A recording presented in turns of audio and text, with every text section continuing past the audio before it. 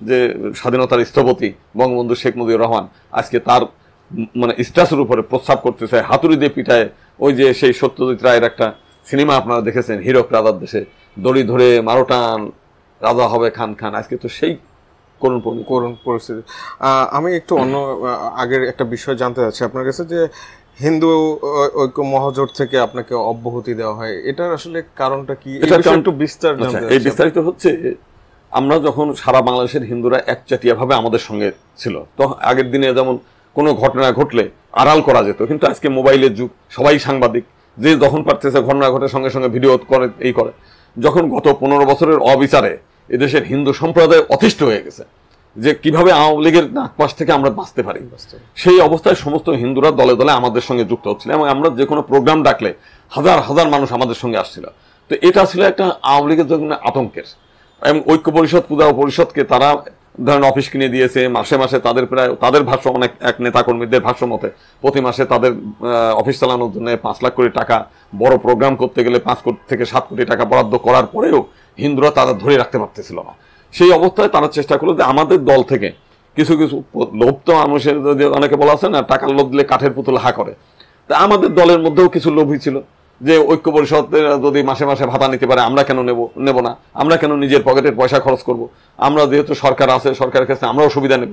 এরকম এরাও এগিয়ে গেছে, তারাও বলছে যে ঠিক আছে, গোবিন্দরে বের করে দেন, সমস্ত সংগঠন আমাদের কাছে নিয়ে আসেন, তোমাদের ভাতা দেবো।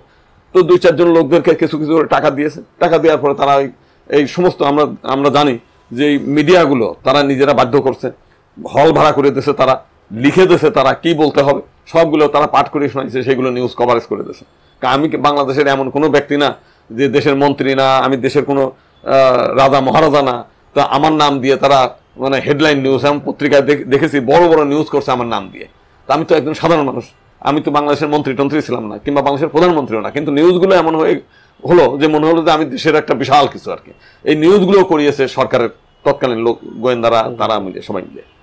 একটা জিনিস জানতে চাচ্ছি, বক্তব্যের শুরুতে মাঝে ভারত মাতা কি জয় স্লোগান দেওয়া হতো আপনার বিভিন্ন সভা সমাবেশে, তো আসলে বাংলাদেশে থেকে এমন স্লোগান কি রাষ্ট্রদ্রোহিতা না? না, আমরা এই স্লোগান আমরা দেই নাই, ভারত মাতা কি জয়, তারপর দিলেও সমস্যা না।